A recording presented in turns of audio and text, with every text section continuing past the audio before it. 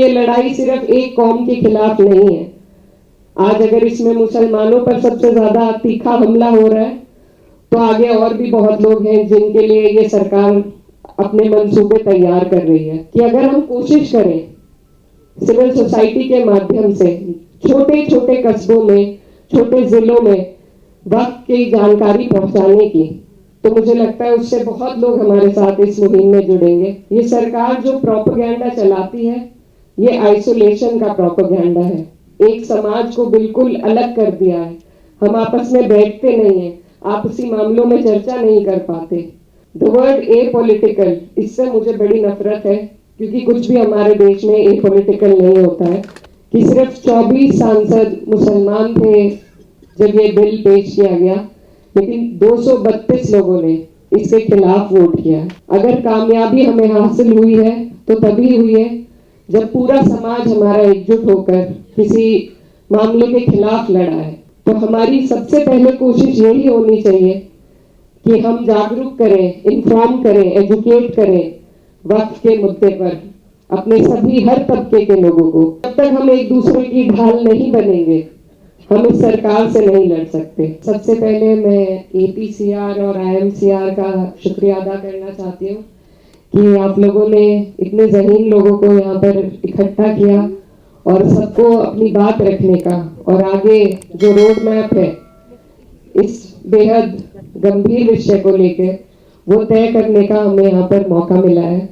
मैं अदीप साहब का धन्यवाद करना चाहती हूँ जो लगातार इस तरह की कॉन्फ्रेंसेस कराते हैं और इससे हमारा भी ज़हन खुलता है, हमें भी बहुत सी बातों की जानकारी मिलती है।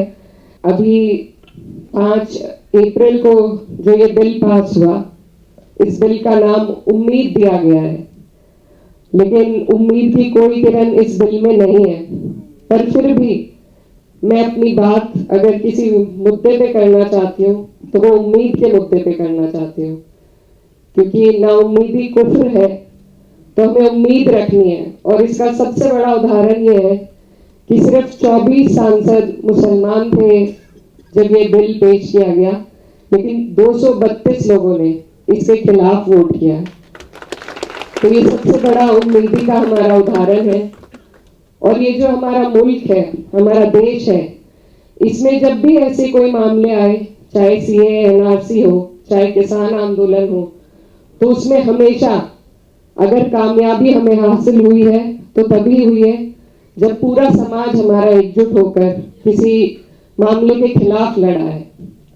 आज जैसा नदीम भाई बता रहे थे, प्रशांत भूषण जी ने कहा कि वक्त की जानकारी बहुत से लोगों को नहीं है। तो हमारी सबसे पहले कोशिश यही होनी चाहिए कि हम जागरूक करें, इन्फॉर्म करें, एजुकेट करें वक्त के मुद्दे पर अपने सभी हर तबके के लोगों को, क्योंकि जब तक हम एक दूसरे की ढाल नहीं बनेंगे, हम इस सरकार से नहीं लड़ सकते। और साथ ही मैं ये भी कहना चाहती हूँ कि इसमें सबसे बड़ा रोल मुझे नहीं लगता पॉलिटिशियंस का होगा, नेताओं का होगा, पार्टियों का होगा। इसमें सबसे बड़ा रोल सिविल सोसाइटी का हो सकता है। तो आज यहाँ सिविल सोसाइटी सब पूरी मौजूद है, अलग अलग तबके से लोग यहाँ पर आए हैं और हमें ही कोशिश करनी है कि हम वक्त के बारे में लोगों तक जानकारी पहुंचाएं, उनको एजुकेट करें, ताकि एकजुट होकर हम इसके खिलाफ लड़ सकें। क्योंकि ये लड़ाई सिर्फ एक कौम के खिलाफ नहीं है। आज अगर इसमें मुसलमानों पर सबसे ज्यादा तीखा हमला हो रहा है, तो आगे और भी बहुत लोग हैं जिनके लिए ये सरकार अपने मंसूबे तैयार कर रही है। तो इसीलिए जरूरत है हमें सबसे पहले बात उम्मीद की करने की और बात एकजुटता की करने की।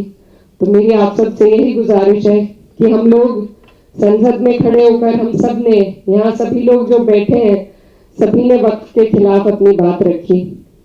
हम कामयाब नहीं हो सके क्योंकि हमारे पास नंबर्स नहीं थे, लेकिन ये लड़ाई अभी भी चल रही है, कोर्ट में चल रही है और मुझे उम्मीद है कि हमारा कोर्ट इंसाफ करेगा।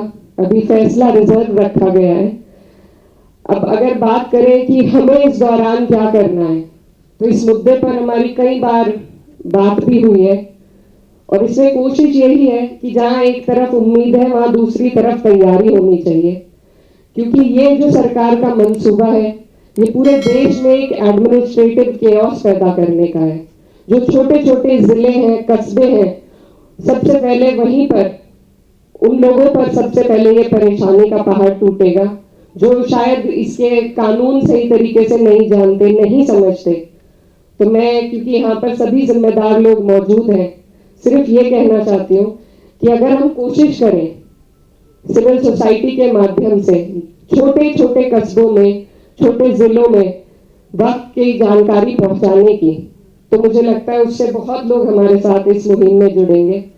और दूसरी बात, क्योंकि यहाँ पर सभी लोग बहुत कुछ करना चाहते हैं लेकिन रास्ता समझ में नहीं आता है, तो मेरी जो छोटी सोच है उससे मुझे ये लगता है कि अगर हम लीगल कैंप्स, लीगल एड अभी से हम ऐसे लोगों की तैयारी करें जो हर जिले में, हर कस्बे में, जहां भी इस तरह के मुद्दे उठते हैं, जैसा संभल में उठ चुका है, उसके अलावा भी, क्योंकि कोर्ट सिर्फ सारे मामले सुप्रीम कोर्ट में लाए जाए ये भी मुमकिन नहीं हो पाता। लोअर कोर्ट से लेके हाई कोर्ट से लेके सुप्रीम कोर्ट तक हमें ऐसे लोगों को जोड़ना पड़ेगा जो जब ये मुद्दे जहां उठे उनके लिए एक तरमीम बनाई जाए कि कैसे उस जगह पर इस लड़ाई को हम लड़ सके। अभी हमारे एक स्टूडेंट लीडर थे, उन्होंने बहुत अच्छी बात कही और समाजवादी पार्टी पर भी सवाल उठाया। ये जगह पार्टी की बात करने की नहीं है, लेकिन मैं फिर भी ये कहना चाहती हूँ कि हमारे देश में जो भी कुछ हो रहा है वो राजनीति से होकर गुजरता है, जैसे कि वक्फ भी है। तो इसलिए जरूरी है कि हर मंच पर हम अपने अंदर भी झांकें, हमारी जो कमियां रही हैं उन पर भी ध्यान दें और साथ में बात राजनीति की जरूर हो। द वर्ड ए पॉलिटिकल, इससे मुझे बड़ी नफरत है क्योंकि कुछ भी हमारे देश में ए पॉलिटिकल नहीं होता है। तो बात पॉलिटिक्स की जानी चाहिए और हम जहां खड़े हैं हमारी जिम्मेदारी है कि अगर हमारे ऊपर कोई भी अगर वर्ग हो, उस पर कोई संकट आए तो अपनी पार्टी का रुख उस तरफ मोड़ने की जिम्मेदारी हमारी है। और मुझे लगता है कि अब तक हमने कोशिश की है कि पार्टी ने एक मजबूत रुख पेश किया है वक्त के खिलाफ और हर एक मुद्दे पर, और आगे भी इस जिम्मेदारी को, जिया भाई भी यहाँ पर हैं, हम सभी लोग निभाएंगे और बाकी जो पार्टीज यहाँ मौजूद हैं उनसे भी हमें ये उम्मीद है।